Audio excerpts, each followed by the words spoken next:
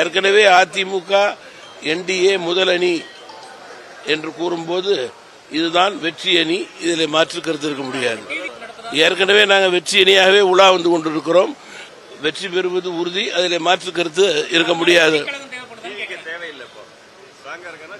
தற்போது உள்ள நிலை நாங்கள் முதல் அணி, வெற்றி அணி, அது தொடர்கிறது, வளர்கிறது, தேர்தலிலே சிறக்கும், ஆட்சி அமையும்.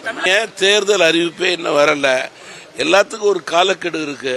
அந்த காலக்கெடுவுக்குள் அதிகாரப்பூர்வமாக பேச்சுவார்த்தைகள் எல்லாம் சுமூகமாக இந்த கூட்டணியில நடைபெறும். கொஞ்சம் பத்திரிகை நண்பர்கள் பொறுத்திருந்து பார்க்க வேண்டும்.